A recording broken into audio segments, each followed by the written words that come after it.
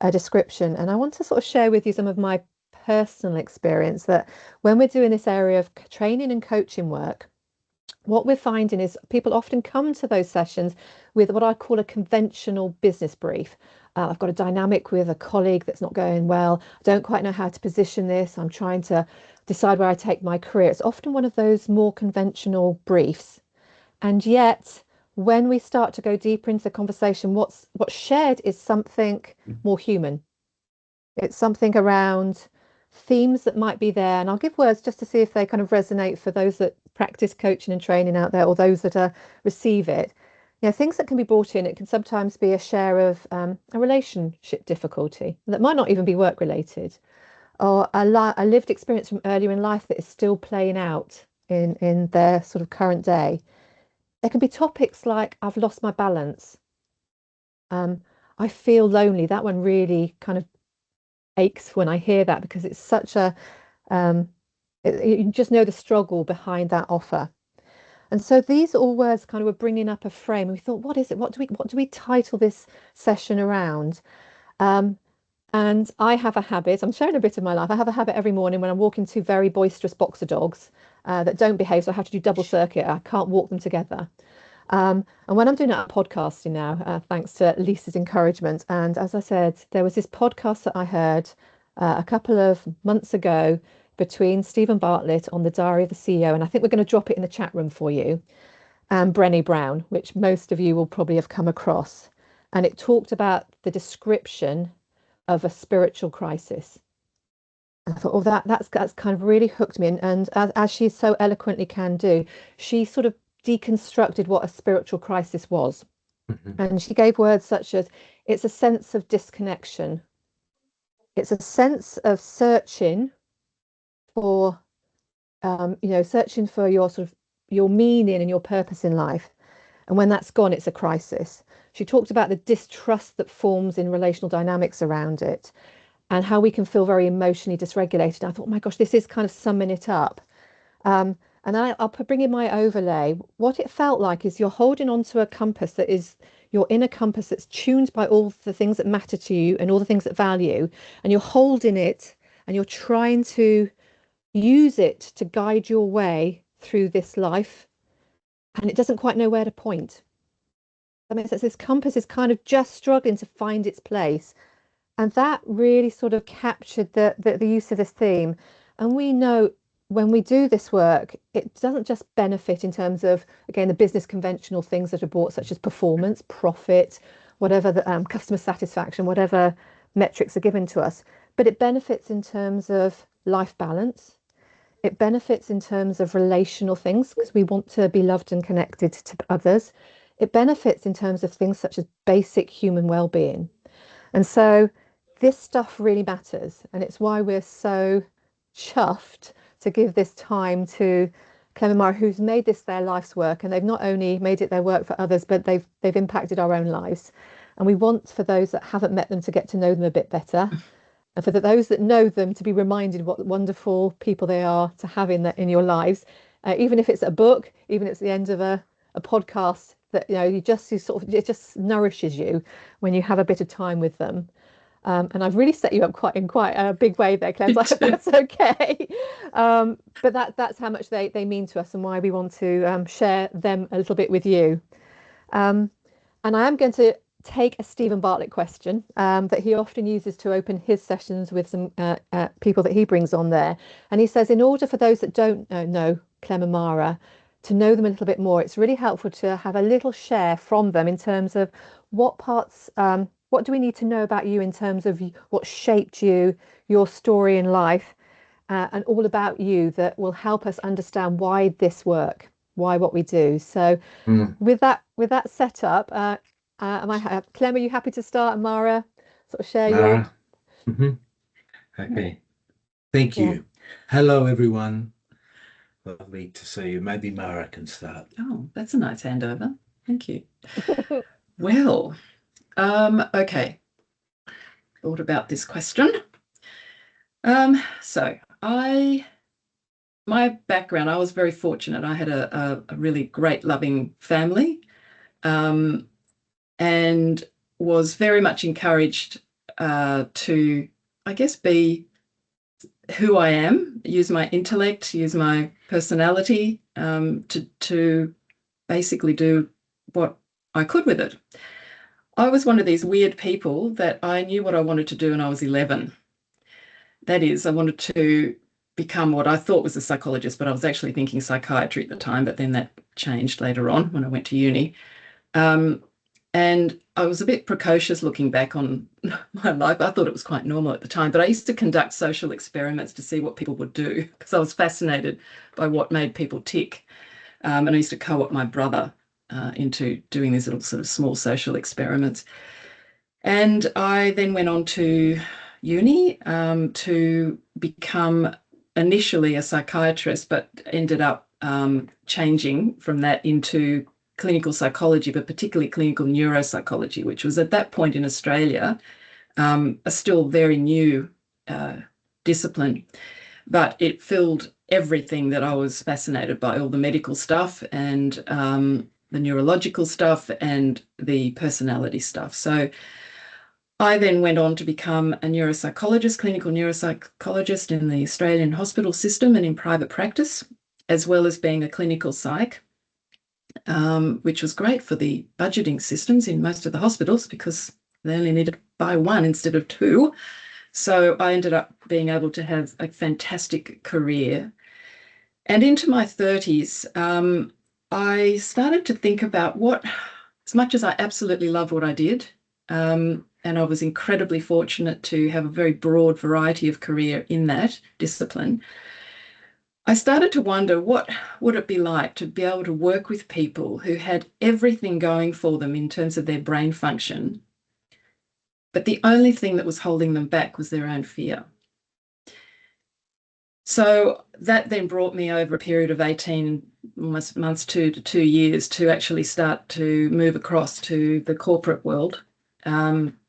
And so that's the sort of professional thing. And then I eventually met Stephen Clem, which he can talk about in a moment. But I think personally, part of the thing that shaped me in my journey that eventually, I guess, led me to work with Clem and what we did together was that I've had a few pretty challenging health issues over the years, particularly when I was younger. At 21, I had breast cancer, which in those days was pretty unusual at 21 and pretty savage with its chemo and radiotherapy. And the thing about me was that I basically didn't deal with that very well at 21. I thought that the more I hardened myself, emotionally, the better I will be at being able to deal with life. And that seemed to be going okay, even though I was preaching slightly different things as a psychologist to other people, until I was in my early 30s. And that's when I was given a pretty bad diagnosis of ovarian cancer, stage 4 and terminal. And a long story short, without going into it all here, but I think what came out of that was that I ended up making a conscious decision to actually start fighting through love, not anger, because up until that point I was very angry. I was very much a victim. And I think that turnaround in me changed so much, emotionally, spiritually, physiologically. I do believe that part of it, medical technology saved my life. But I also think that part of that change in my spirit, in my worldview and my emotions actually liberated me to be able to fight in a different way. And I think that was a really profound change in how I saw the world and how I wanted to go back into helping other people. So I might leave it there. Then I met Clem. There you go. There's the transfer. A beautiful segue. And I just want to acknowledge the honesty in there. That phrase, fighting through love, not anger, when life is so difficult, takes extraordinary character and strength. So I just want to hold that. It's not framed as a question, more just an acknowledgement of how much that speaks to me. Thanks, Kate. Very good. Well, my short story, Mara didn't mention that when we were in Australia, she was used to psychoanalyze the mass murderers in our country, or anyone charged with murder, and work in the prison system. But that's not how we met. I just want to make sure everyone. Just in case you're wondering. However, having said that, I came from the opposite side of the street, with a very dysfunctional childhood, with very, very broken. Father died when I was 1. I was a very, very lost person, and I went on a search for meaning. I went on a search for the same thing that Mara did through her cancer. I went on a search for love, because I had a massive heart of void and wounds.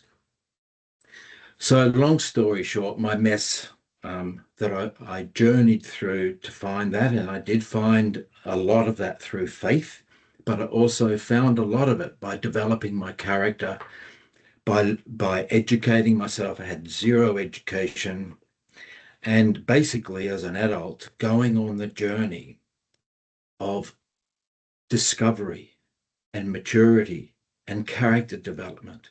And eventually my mess became my message. And out of all of that, and our worlds collided. So you can imagine the two sides of the street colliding. And us braced. Yes. We've collided. And us working together. And obviously we believe it's a God-given moment that we were put together to make a difference. And everything that we were doing, we were using tools that are out there, but nothing really got to the universal principles that drive behavior. What's happening within me? And I used to say, like, are we a spiritual being having a human experience? Or are we a human being having a spiritual experience? And it dawned on me that we're actually a spiritual being having a human experience. And if we can get to the spirit of the matter, that is going to help me understand how my behavior manifests from that. So my background then, brought us together to work together and thus develop HeartStyles, which I think a lot of you know, but it took 18 years of research and development for us to develop what we now call HeartStyles. There's so much in what you shared that I know we will pick up over this call, but there's something, and it was a blend of something I heard on Brené's interview that you also in your story have illustrated. Brené was talking about the fact that we, as a human species, we feel safer if we create these ideological bunkers. I think she describes it. You literally sort of sit in your camp, and if you're not in my bunker, you're the enemy. And the solution or the antidote is to create sort of permeation, that even if it's a difference of opinion, we find a way to receive it and hold it and allow it into our lives. And your very description of being polar opposites in a way, in terms of your upbringing, in terms of maybe your way into this work, do you feel you've kind of demonstrated, or can you talk a little bit about that, the idea of being so different in that you kind of, the whole is even more impactful? Well, the answer is easy. The answer is yes, dear. Bless you. And then I'll go back with it. And I like talk into that, because you notice it. You must notice it in your work that these bunkers form. Yeah. And they're denying people the opportunity. So I'll go yes, dear, back. And yeah, different doesn't equal wrong, and we live in a world so much that different equals wrong, and different equals difference, and the beautiful thing of enhancing one another and going into the depths together. If we can do that in our relationships and not be defensive, if we can do that in our work relationships, in our culture, that we can respect that difference equals difference. It is a great thing to work together. And that's what we're all doing in our team building and our relationships, and trying to work out that difference. And Of course, the people around us, the closest, can offend us the most. Isn't that crazy? That the people that we love the most can offend us the most because we have so much attachment. So what we've had to work through and learn through Mm. is that two sides of the street meeting and working together and understanding what each of us can bring to our relationship, to our home, to our kids, but also to our business, because we're living together and working together and inventing something together. And that is, of course, back to the spirit of how we are conducting ourselves. Are we doing it out of the spirit of love or fear or pride or humility? Yeah.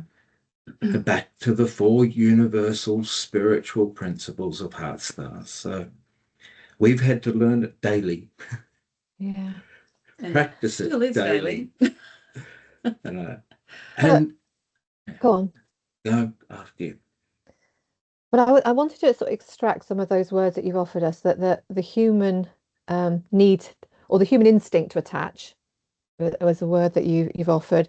The spiritual being the human experience or informing the human experience, and our fundamental need and the fact that we thrive and come alive when we are surrounded by love and connection. Those are kind of the extracts of it. And what it takes me to is I had the fortune of sitting on a call, and Justin, I know here, was also on that call, where you shared with us and the story of how the spirit forms and grows and seeks, using the framework that I think we might be able to bring up on screen in a minute as well, to allow those that haven't seen it, which demonstrates these four principles, how it forms and grows, and it's simple, honest need that sits in the middle of it. It was such a beautifully described story when I heard it, that if there's a way that you can sort of share it with this call, I know they'd appreciate hearing it. Okay, well, as you know, with the HeartStyles model, it's formed on four universal spiritual principles: humility, love, pride, and fear. I might just start with a story. While we were developing this HeartStyles, and this is early days, we were still working with global leaders around the world, using other mechanisms to basically talk about the same thing, but our HeartStyles tool had not been validated yet. So it wasn't a public tool, yet we still had the foundations of what you can see on the screen. And we were in Switzerland with a global team. These are global leaders all flown into Switzerland for a week with Mara and I on a conference. And at a dinner, people were asking us more about what we were developing, because a few of them knew about it. So as you do, you get out a napkin. Oh, you ask people to switch off their phone, and I didn't. And on a napkin, I drew the squares of humility, love, pride, and fear. That's all I put on it. And it was this incredible bunch of people. We had around the room people because they're from all over the world. And we got to saying that we believe every behavior has a spirit on it, and every spirit has behavior. So the spirit of pride has behaviors, the spirit of fear, the spirit of humility, the spirit of ego, they all interconnect. So I'm talking about this, and we went around the room sharing this, and we had Hindu, Buddhist, atheist, Christian, super Christian, um, or agnostic, people who didn't know where they were all at. And what happened for us, it was very encouraging, by the way, because we were still developing this whole philosophy. Everybody agreed with us that fear and pride, ego, pride, and fear holds us back and creates defensiveness, and humility and love, how we express humility and how we express love. And we talked a lot about that. Everybody around the room agreed that every behavior has spirit and every spirit has behavior. Now, that story really, really encouraged us. And I would like to say, if we had 6 people in a meeting, what's the spirit in the room? What is the spirit in the room? Are we all coming in defensiveness because we all have to prove ourselves? Or is there, pressure in the room because things are not going well in the business? We're losing money and there is a spirit of anxiety or fear. And are we prepared? And this is what Brené is talking about. And what an interview that is. She's an amazing woman. Goodness me. I wish we could articulate like she does, but we're trying.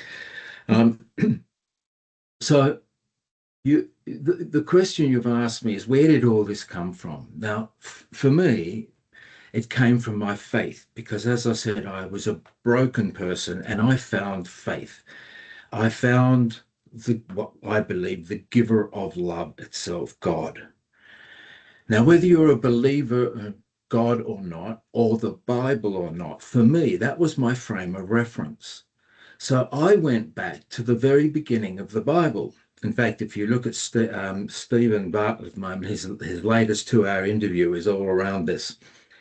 So I went back to my frame of reference. I had no other frame of reference of fatherhood or of education. And I went back to Genesis. So let me just share this story with you as a story. For us people, we believe in it, but here, and everyone knows the Genesis story. The Genesis story is Adam and Eve and God are in the garden, and God gives Adam and Eve a choice to eat from the tree of the knowledge of good and evil, which is ego, eat from that, or stay in communion with love. I am love, and stay in connection with me. That was the choice. And everyone knows that Adam and Eve ate of the fruit of knowledge of good and evil and ego. And when they did that, they separated from love. And the story in Genesis 3 says that Adam and Eve went and hid from love. They hid from God. And God went chasing them. So love always chases us. Wherever we are, love is our compass. You referred to a compass, Kate. The needle in your compass is always pointing north, and the needle in our compass is always pointing to love. So love chases Adam and Eve, and God said to Adam, "Where are you?" And he said, "I'm hiding because I'm afraid." And when I read that, I had a revelation to go, goodness me, when we separate from love and security, when we're insecure, we go into fear. Then what happens? Well, God said, did you eat of the fruit? Did you eat of the ego stuff? And Adam said, well, the woman you gave me, so you're to blame and the woman's to blame. I'm not taking responsibility. No. I'm going to blame someone. So the blame game started, and that's pride. So your question was, where did the emphasis of this come from? And that's where it came from me. When we separate from love and security, we become insecure. We can go into fear. We will go into fear, and fear creates pride. And that's where the defensive behaviours come from. And that's where ego, pride, and self-limiting fear came from. Now, my next question was, what if Adam said, yes, I did eat of the fruit, and he became humble?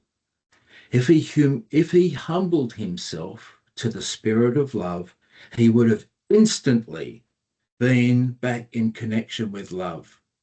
Instantly. But he didn't. So then I went, well, what about if we all shift our spirit to humility and love whilst we're driving results, whilst we're trying to do our best, whilst we're in a meeting and business is tough?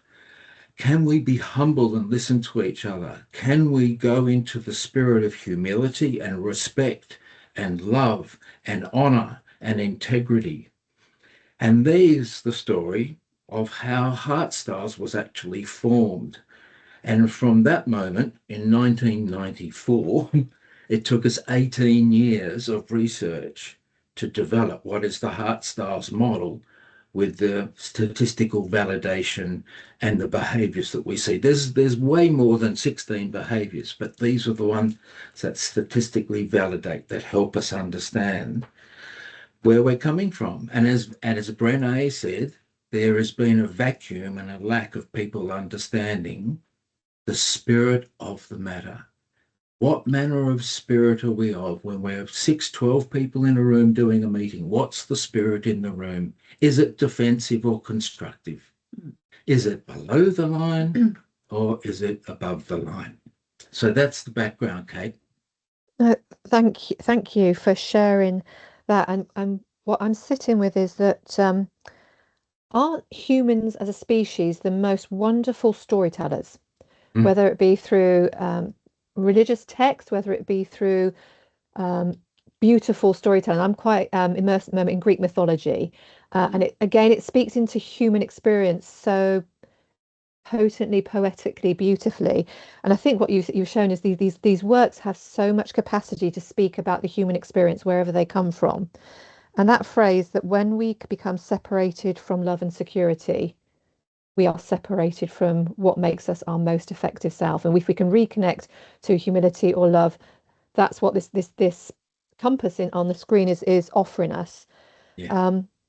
So I really wanted to hold that, but I want to, and this is something, again, I'm recording a conversation that I think I asked you, Mara, again, probably about a year and a half ago, when we sort of said this gravity center sits in the human fear when they feel that love and connection isn't there for them. Can you give description to what is the most truthful reasons for fear? And you might not recall this conversation, but I kind of asked you, is it fear I'm of old, Kate. job insecurity? I think can't job remember. insecurity, is it fear of reputation, not being held by others? Is it fear of not belonging? And your answer in that moment was it's the human fear of being rejected was the one that you see most potently. So I'd like to hear from you as you sort of overlay this story that Clem shared in terms of speaking into what it means to have fear and where it comes from your psychological, psychiatric background. Because it caught me when you said rejection. My gosh, that speaks to every time I get prickly. Yeah, well, hello, welcome to being human. Ooh. You know, I think all of us, I think the basic need, and I think Brene Brown does, I keep wanting to refer to her because she's just been so responsible for so much good work that has articulated so many deeper things in our humanity that has brought it, to a wider range of audience that maybe not think about it as often or didn't know how to think about it. So yeah, I think our humanity, when it's separated, we all want to be loved. We all want to be loved first, and out of that fullness, be able to love. Mm. And when something comes along that creates a barrier to that, somehow, either it's us created or it's externally created, I think it really throws our equilibrium because, I suppose our natural equilibrium is wanting to be in a state of love, and hopefully, if we are, we tend to be more secure. I think that fear that could be taken away from us. I think it's back to your point of saying that sometimes the people closest to us are the most dangerous, and we get most defensive with people who we love. It's because the vulnerability level that we've given to those, we've given something of ourselves and agreed to let it go to someone else in the hands of someone else, which means that we can't control that. And we like to control too, don't we, humans? We're very good at it. We think we are anyway, but we certainly like it. Mm. And we want to control things because it allows us to have that equilibrium, because we can manage that. So I think that fear of rejection, at whatever level, whether it's, this small, that, you rejected my idea in the workplace, or it's you rejected me because of my opinion, or you rejected me because I experienced wanting to love you and you're in a bad mood or something, or you're angry at me or whatever it is. All of these things on a gradation, if you like, a continuum, are all the same. And it leads to, it basically is a sense of, if we are not feeling loved, then our own thoughts about ourselves are maybe I'm not lovable, which then creates more insecurity because we then start to move away again from that love, not only of ourselves, but what we can give to others. So now I think that creates a lot of instability, and out of that, the manifestation of that will be as Brene says, she calls it armor. I call it a defensive coat. We have to put on something to protect ourselves from that. And I think, as I mentioned, my defensive coat initially through my personal experiences was anger. It was a great coat. Trouble is, it became like concrete. It was very heavy. So I think part of this whole equilibrium and the compass, as you talk about, is finding not only the love that we can have from others to help us with our level of security, but primarily the love that we can find for ourselves. And the more that we can build, as Stephen would say, character, in understanding who we are, in deciding that, accepting ourselves, for who we are and our capacity and our incapacities, but also being kind to ourselves around that and understanding that we are who we are, and we also have the opportunity to grow in those areas as well.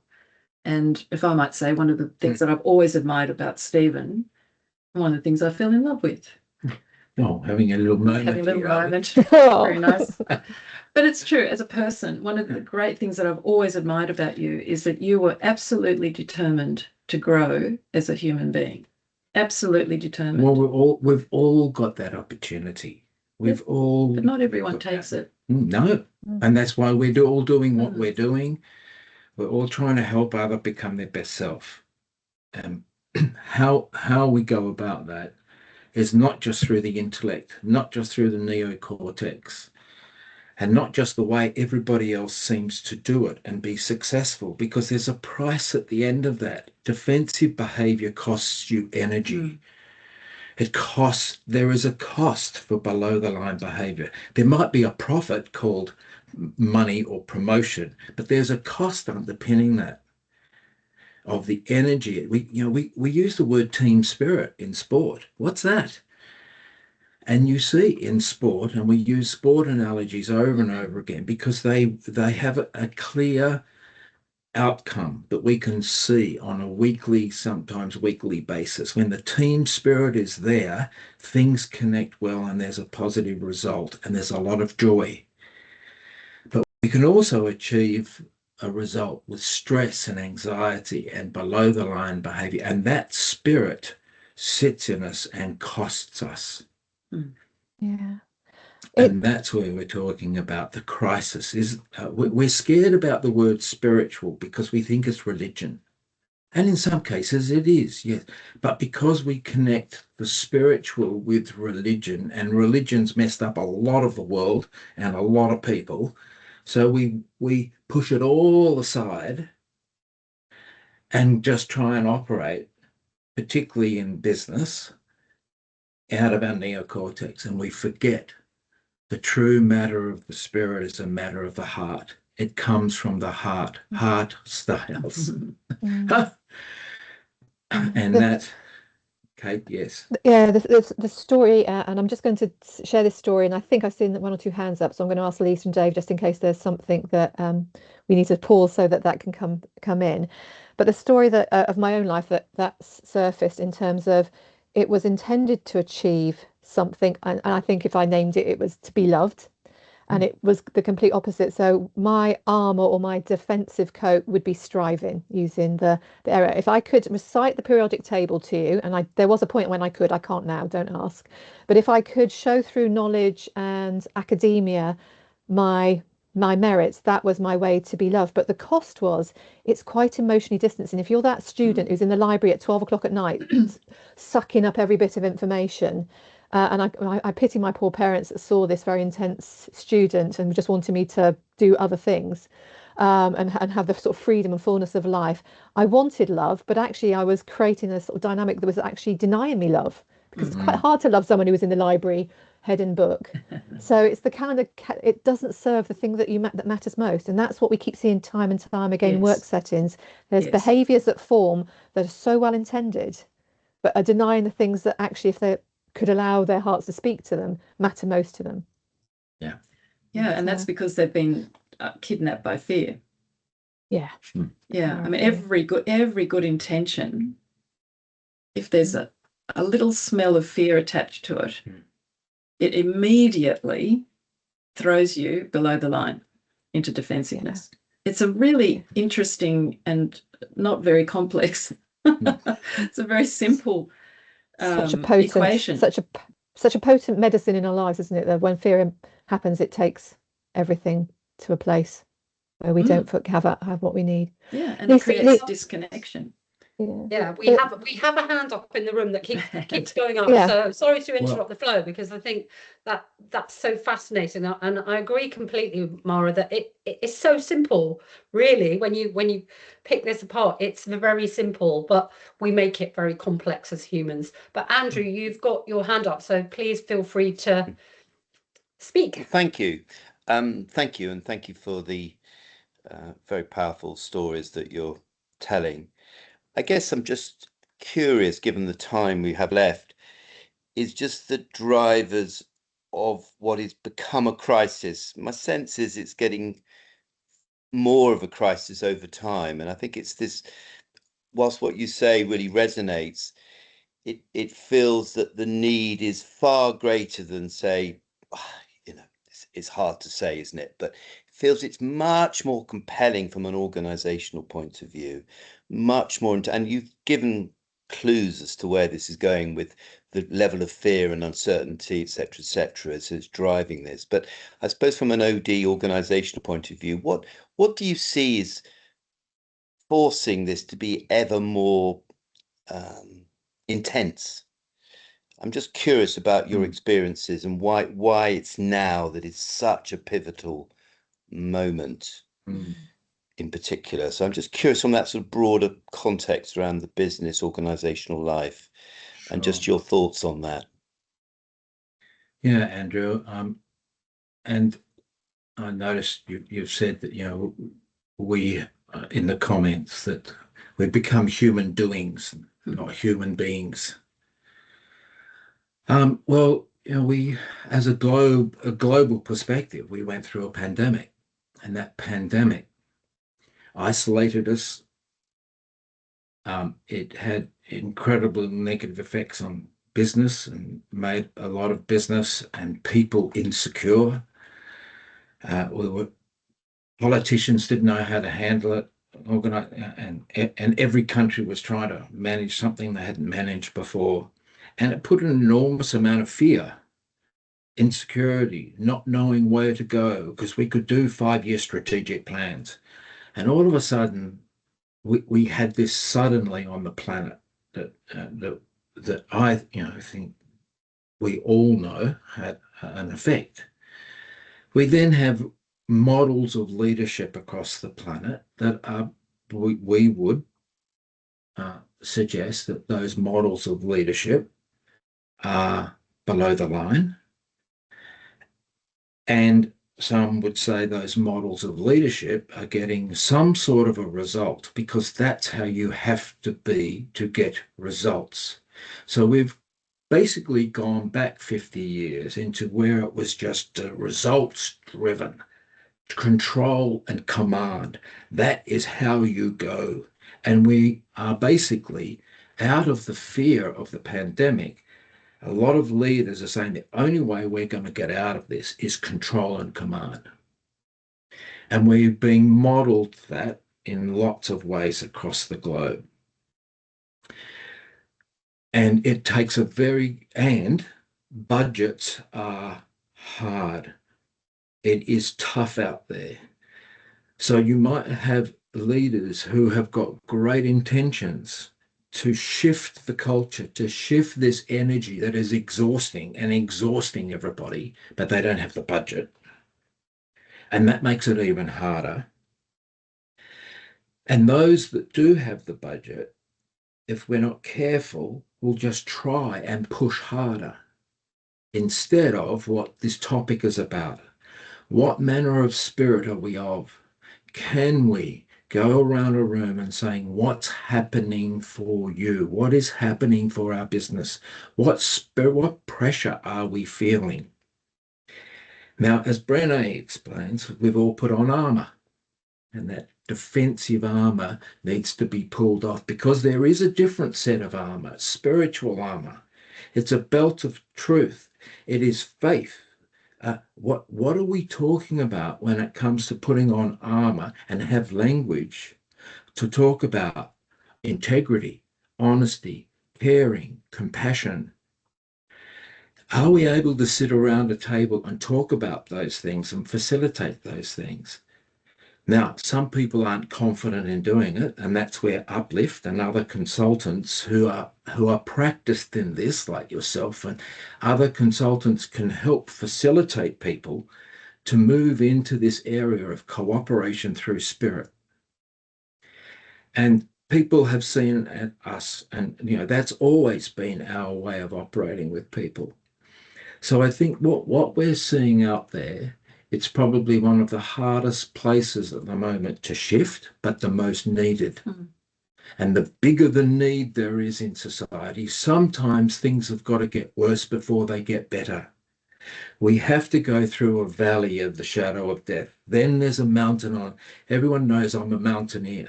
And to get from one peak to the next, I've got to go through a valley. And that's blooming hard work, going through a valley to get to the next peak.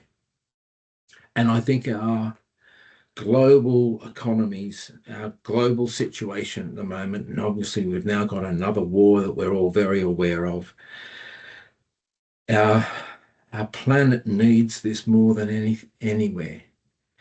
Now, I can't change the Iranian war at the moment, but what I can do is change what happens in my family, what happens in my workplace, and we can shrink it down to saying, what can we do about this? Well, we can make our world a better place for you and me and the entire human race.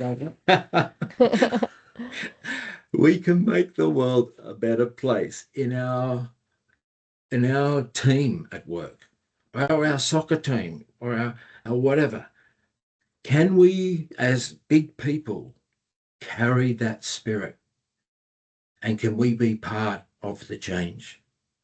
And that takes a lot of courage from you, because you're not going with the normal flow of what's happening out there. The people on this call are the people who don't need it. Because you're already on the journey. That's why you're on this call.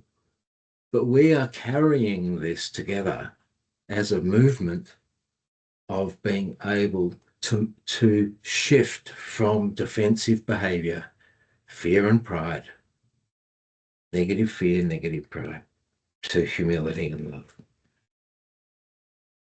Thank you, Clem. I'm again reminded that when I'm talking about the work of HeartStyles in a classroom or a coaching environment, I often describe that we come to learn the potential impact of working through character, understanding character, and growing our character in life, typically when we've been hit by crisis. There's been a redundancy, there's been a care matter, there's been a harrowing divorce, whatever it is, and everything else that we typically rely on in terms of our resources are stripped from us, so that all that's left is character. And therefore we get to learn what remarkable performance, resilience, capacity to make through tough times that can be found in character. And people who've gone through crisis can say, oh, I get that, acknowledge that. But for those that maybe haven't experienced or connected with crisis, the way of working with HeartStyles is looking to introduce this without the crisis, but trying to do it through education and measurement and insight. How do you sort of position that? Because often people go, oh, it doesn't mean anything to me now, and yet so we're trying to sort of create opportunities for people to grow and develop without the need for a crisis to crash them into having to find out how to do it. How do we make the case for that? The education, the non-crisis route. There you go. You can start. Yeah. I listened to a podcast the other day with Patrick Lencioni. I'm sure a lot of people are Five Functions of a Team and lots of other incredible books. And Patrick was saying that he believes that people come to work to heal, and they come to work to develop. And like when we're recruiting people, we want people to be perfect. We want them to have it all together. And look how many times we've recruited people that haven't worked out. And Patrick, brought this. I don't know if I'm answering your question, but he just brought this perspective that we are bringing people who are on a journey of life. They're on a journey of developing their character and who they are as a person, and their whole life is on a journey, and they come to work to do a job. Do we, as an organization, help develop that? Because we've been in this business for 40 years, a lot of the leaders that we've worked with for 20, 25 years are starting to retire. They're like me. They've got all the grey hair now. I did used to have hair like you, Andrea, and No, you never had hair like Andre. No, he's got the coolest hair man. But you know what's really incredible is those leaders who have worked with us for many, many years, in their big retirement speech, they don't talk about the best thing that I ever did in my life was get the share price up. Yeah. The best thing I ever did was to reduce this and to do that. They don't talk any of that. They say the best thing that I did in my life was help develop people, because they've been on the journey with us, and the most satisfying parts of my life is when I could take people away and develop them and help them as human beings. And then the people who get up and give a speech to the CEO who's retiring, they don't get up and say, thank you for paying me more money and giving me a promotion. They say, thank you for developing me. Thank you for making me a better parent and a better partner. And we're seeing that pretty much every 6 months, someone in our circle is retiring, and they're the speeches that we're hearing.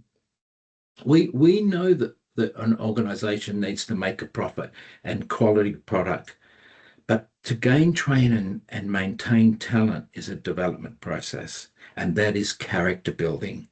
And this is to sort of go back to your question. If we can help develop the character strength of people, that when they're under stress and tension, that they can stay above the line, that they can go to humility and love instead of fear and pride.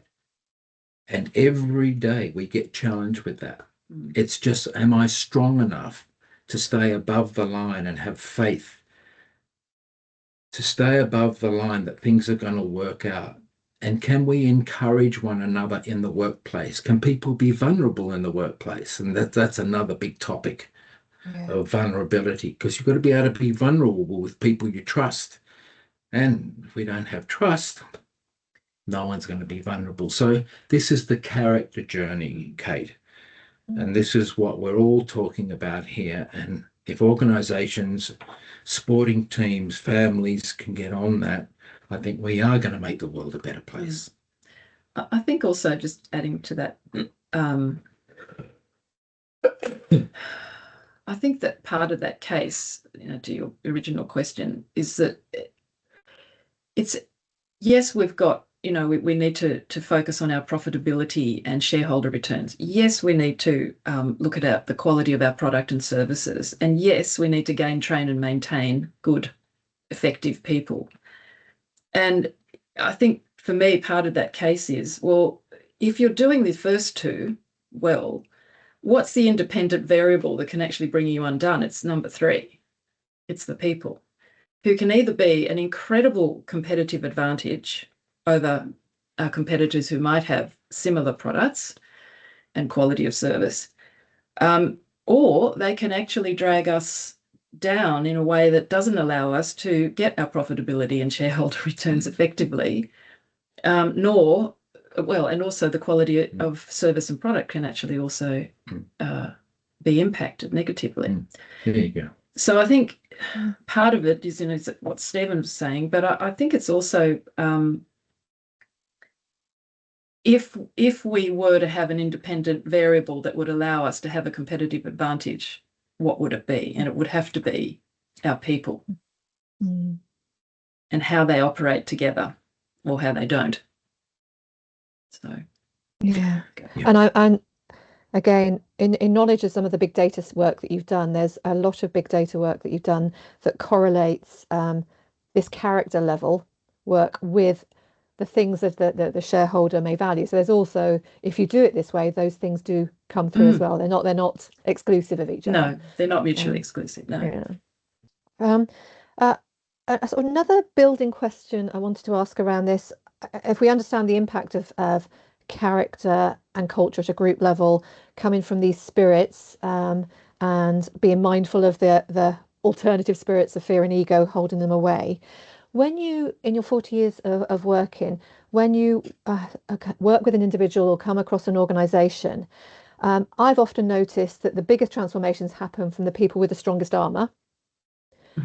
And so you often see them in the early stages and go, oh, this is going to be good. But there's also a time when they're just not ready. It's the coat is on too firm, the buttons are sort of secured with zips and padlocks and everything else to make sure the coat never comes off. How do you discern between that, my gosh, there's lots of signals that this work isn't for me, but you know it's going to be impactful, from not yet? How do you discern that? That's a very good question. I don't know whether we need to. Oh. But everything in life starts with seed, and you throwing out good seed. Yeah. And it falls on good ground, and a heart that's ready. Our heart's soil. And sometimes just being in a program and we've watched this for years, and you're right, some people with the strongest armor, and they go away and think about it, and they think about it personally and relationships and parenting. I don't think we need to. I think we need to just love on people and take this out and let the soil of their heart be churned, and if you ever work with soil, you've got to break it up, and you've got to water it, and you've got to get it ready to put seed into. And I think our job is to know that with love in our hearts, we're going to take out the good seed, and that's going to fall on all sorts of different ground. And when it falls on ground that's hard, sometimes something will break that up, and that seed will take root. And I can give you many a testimony of people who have been like that, and it's taken them a while. It's taken somebody else to endorse the message. So anyway, that. I would say slightly different to that. I would say that it's basically trying to meet people where they're at. I know that's a lovely psychological term. Once a psychologist, obviously, always a psychologist. Sorry about that. But occupational hazard. No, but, it's a funny little phrase, but it's actually very true. And I think whether it's discerning, it's being able to sort of help them get to the place that they can get to whilst they're ready for that. And at least getting them to learn something, even one small thing that they didn't know about themselves before, and then keeping relationship with them. I suppose, as Stephen's saying, it's effectively what you're saying, keep, sowing into that soil, but it's keeping relationship with them and walking, even if you're not actually actively working with them. It's just making yourself, available to them if they have their questions, or, following them up and contacting them. And a lot of times, eventually, those people will have that moment where they'll think of you to talk to, because they already had a small breakthrough in your presence, and they'll associate you and that experience with something positive. Especially CEOs, because CEOs are commercial. Yeah, they're very commercial. Cool. They're very left-brained. They're very facts, strategy, structure, systems, results, strategy, and all this sort of, as we all know, when it starts to talk about the people side, we've got to get our people, but that's low on the agenda. But then when you start to talk at this philosophy or anything that develops us, when you start to say, what's it like at home? How can I be the best parent? And do we have strategy, structure, systems, results at home? Is my wife on a performance appraisal? Do we sit down at the end of the month and say, okay, this is your role?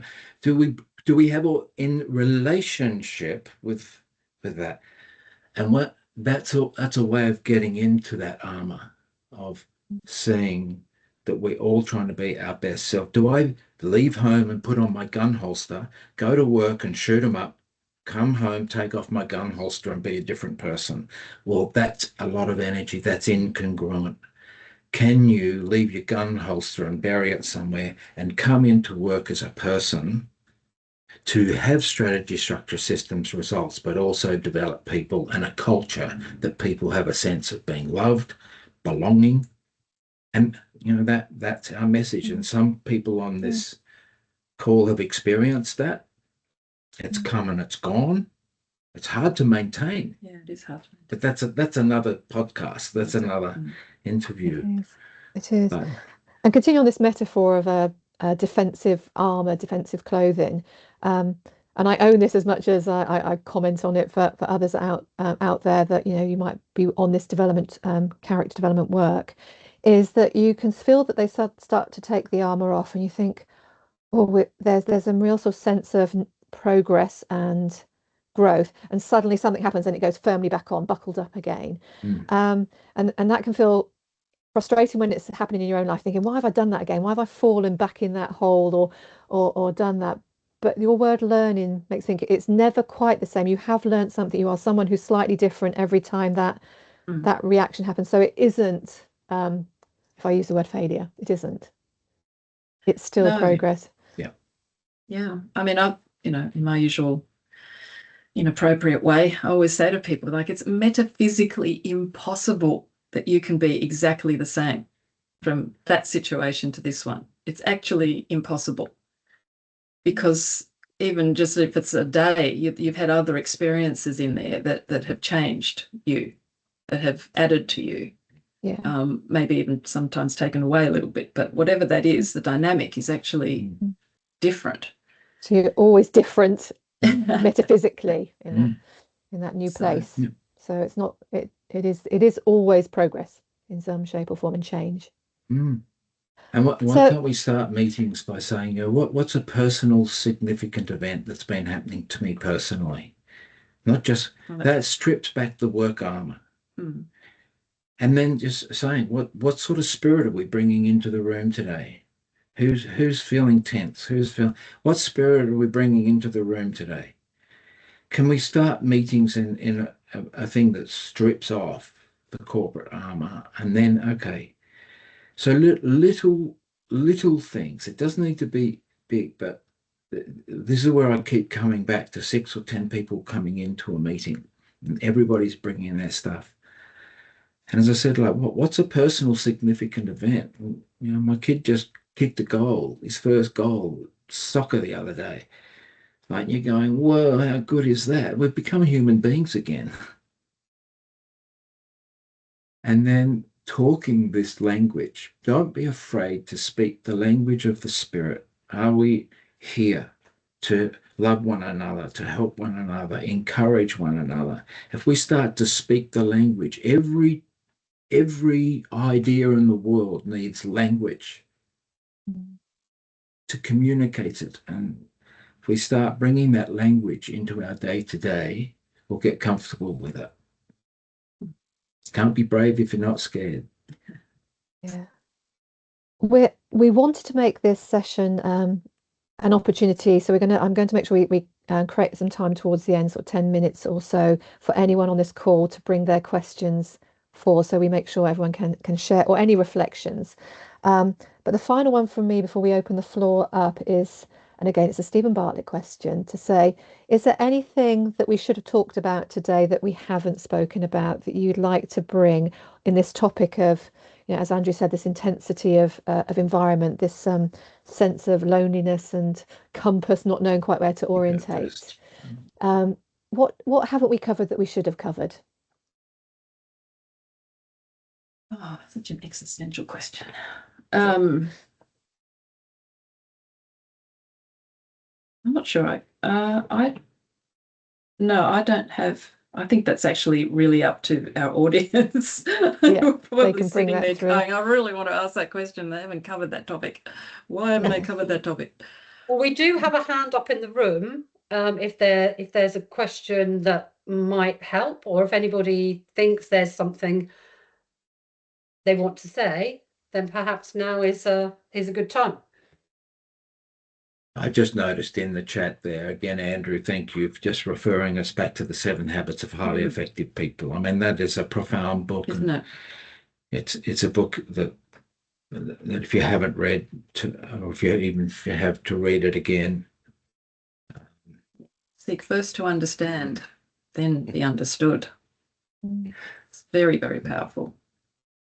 The other things that I talk a lot about, the P's.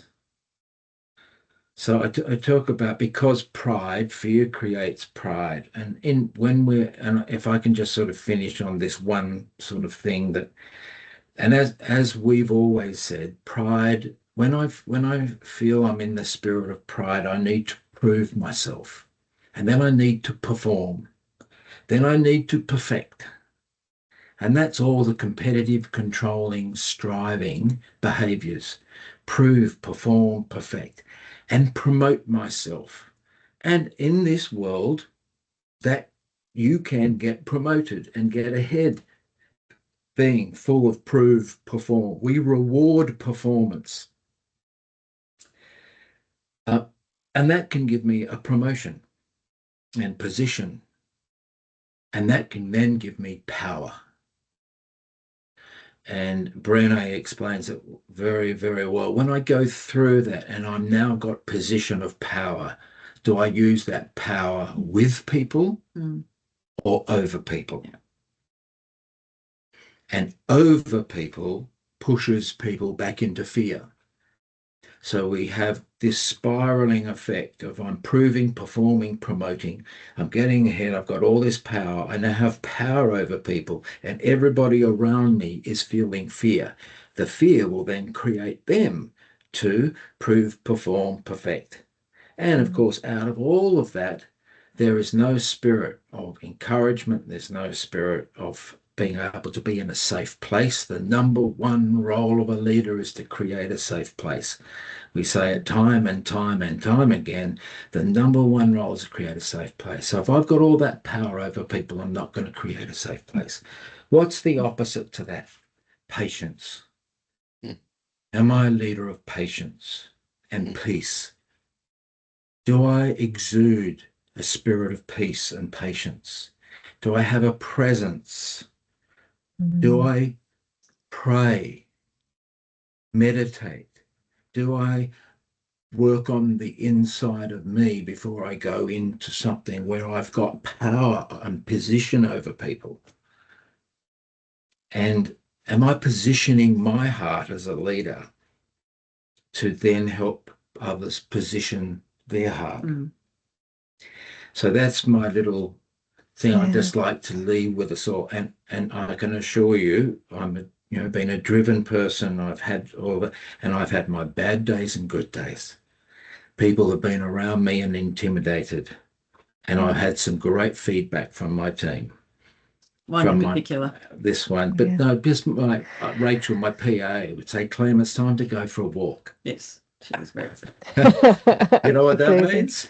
You're too intense because you're too driven, and your power feels that you're powering over us and not with us.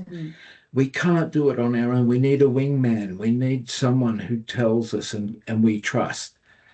So anyway, that's something I'd like to leave people with. And in our descriptions of power and fear, in that power over versus power with, that power over, we become desensitized to the fear that we experience under that power. That I think, in the interview, it describes that the only way to keep the power up is to continually throw in acts, she calls acts of cruelty. But that was such a catch to say that that was the only way to maintain a power over model. is to have to keep injecting cruelty because we become desensitized to the vehicle before. And that's, to Andrew's point again, it only ups intensity because you keep having to come up with another level of threat to keep the power, which is just, yeah, it speaks to itself, doesn't it? So Lisa, I'm going to invite you to facilitate us through some of those questions to make sure we share those before we finish. Lovely. Thanks, Kate. Well, I saw that Saji had his hand up first, and then Andy had his hand up. So if I open up the floor to you two to start with, and then we'll move into a Q&A session. Yeah. No, I guess I think Stephen answered the question to a fair bit in what he shared just about now. My thought was that in a world that emphasizes doing, we often know the right things intellectually, but we struggle to live them out in our lives. So what are the underlying heart dynamics that could possibly hold us back from becoming truly what we already know we should be? And we see this playing out every now and then. Right? We know what we need to be, but there's something that kind of drags us down and keeps us from being what we need to be or what we can become. I think it's fear. Fear for ourselves, fear for ourselves, whether that's our physical safety or our emotional safety. A lot of times I think it's our emotional safety. And we have that little acronym, false expectations appearing real, for fear. And I think that's, if I think about my own life, I was in some fear this morning about stuff that I don't really need to be in fear about, but I was. And I had to give myself a good talking to and ask for some feedback from the other side of the street over here.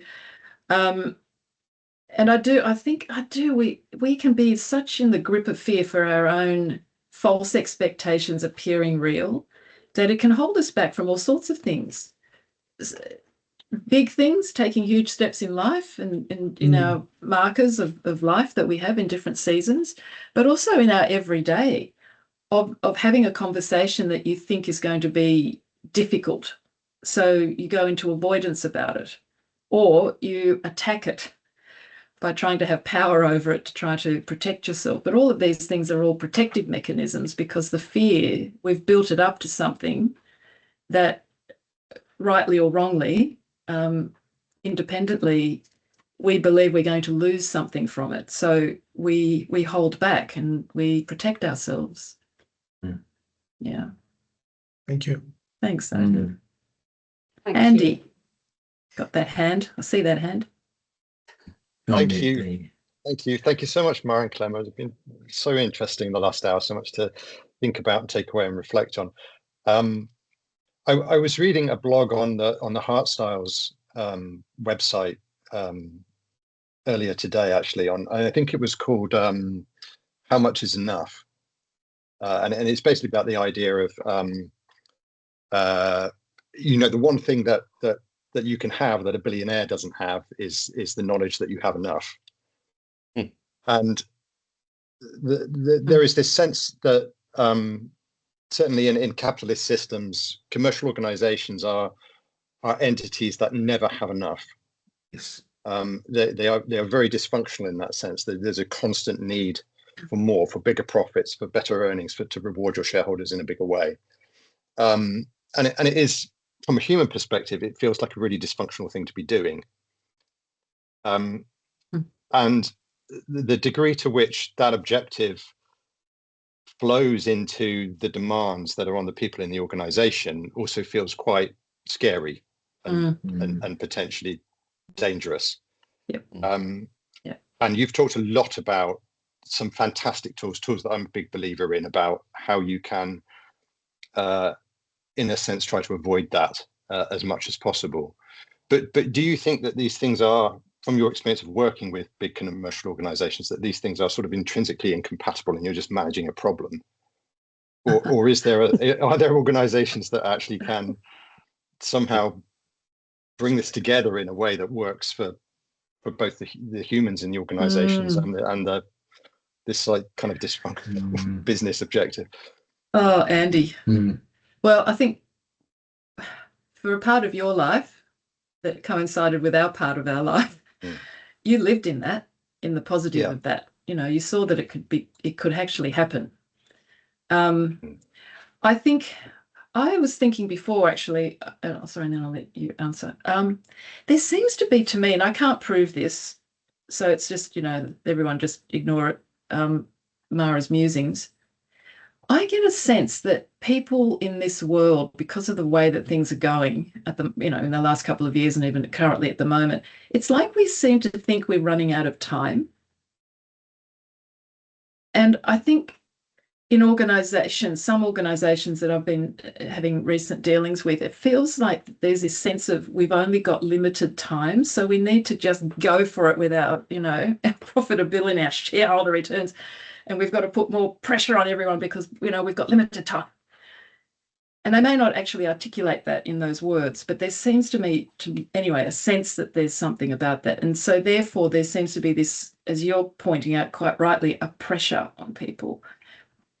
Now, if I were to be my idealist side, I would say that I believe it is possible. I want to continue to believe that it is possible, that those two things are not mutually exclusive and we're not just putting band-aids on things. But I think sociologically it would take an enormous amount of change in our society and its thinking around personal safety, personal security, all of that stuff, physiological security and financial security, for it to become idealistically true. So I do think you are effectively, in the reality, battling with those two things, but I don't think that they're impossible to bring together. They take an enormous amount of work and some really forward-thinking and very broad-thinking, deep-thinking people heading up organisations to be able to see that that there is a benefit to it. So that's my thought, for what it's worth. Well, as you know, like our world is very much around, and organisational growth and profitability growth is, as you said, that is a modus operandi. But sometimes the drive for that can push us into very defensive behaviour and ruin relationships and ruin the very thing that you set out to do. And that's because it comes from the competitive, controlling spirit and behaviour. So negotiations are tough and there's a game being played and it's not done relationally. And so often I have seen it time again that when that game gets played, it actually counteracts the very thing that you're wanting to do.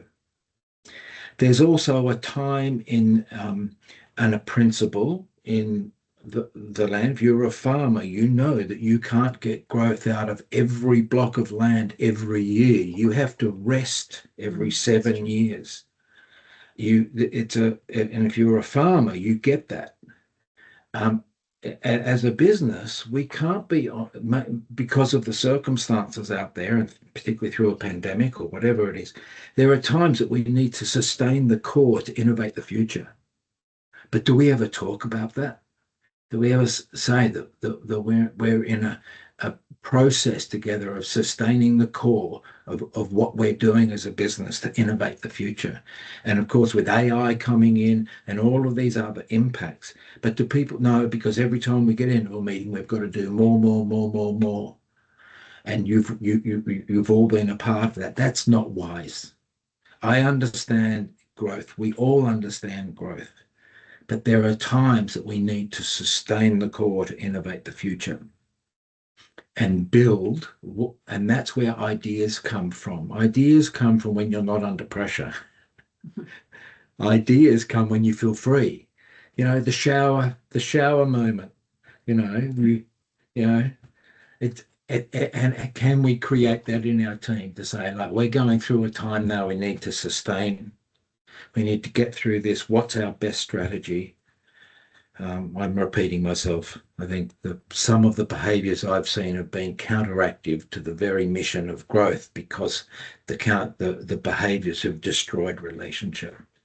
Well, I meant to say that a lot of that's defensive because people actually all want the good thing. but their intentions get into fear. And so they then become defensive, and you've got a whole bunch of people trying to run a business together, all being defensive, and no one talking about why they're defensive. And if you actually talked about it, you realise, actually, we're all defensive because we're kind of trying to protect the thing that we're actually trying to grow. Anyway, that's a very simplistic view of it, but it's actually quite simple in some ways. No one calls it. And I think that's where Brené Brown's work has been fantastic over the years, because she's articulated things that have been going on in our, human senses for years, and no one's actually really articulated and called them out. So we try to do that. Competitive is such a seductive spirit. Competitiveness. I get my identity out of being better than you. And I get so much identity attachment by being smarter, faster, harder. I've just won the gold medal. I'm okay. And there's that beautiful saying in that great movie that if you're not okay without the gold medal, you'll never be okay with it. Because we are so seduced into competitiveness, giving our organization identity, giving us identity. And that's, I love people winning, but there's above the line winning achievement, and there's below the line winning competitive. Yeah. Winning is good, but do we take other people with us? Yeah. Anyway. Get off the soapbox now. Thank you so much for that. And actually, the power of the pause, I think, is what I was hearing you talking about. And I know in public speaking, one of the things we talk about is the power of that pause, because it's not only good for you as a speaker, it allows the audience to catch up and to hear what's just been said. And it correlates with what you've just said about organizations is take that time, take that pause to reset, to nurture. So thank you so much for that. We probably haven't got time for any more questions, but if there are any more questions that you would like us to pass on, I'm sure that we can pass them on, and we can come back to you. There were just a few key quotes that I've written down throughout this webinar that I just want to share. I'm just going to say them because I think they're really good to hear again. Fighting through love, not anger. Incredible. Different doesn't equal wrong. Those closest can offend us the most. I think that's a really interesting one to think about. And we're all trying to be our best selves. I've actually got a huge list of little quotes that I've written down, which I think have been very inspirational through this whole webinar. And I really want to thank Stephen and Mara, the Clems, for a fantastic webinar. It's been incredible. I've loved every minute of it, and I'm sure everybody else has as well.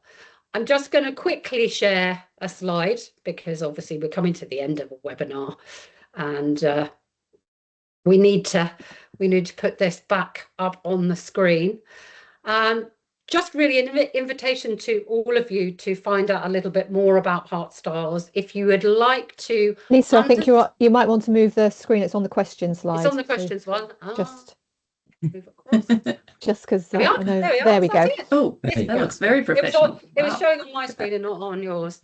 So if you'd like to understand and experience HeartStyles, and we haven't gone into lots of detail about the model and how it works, but I think when you can truly experience the model, you can understand a bit more about what we've been talking about.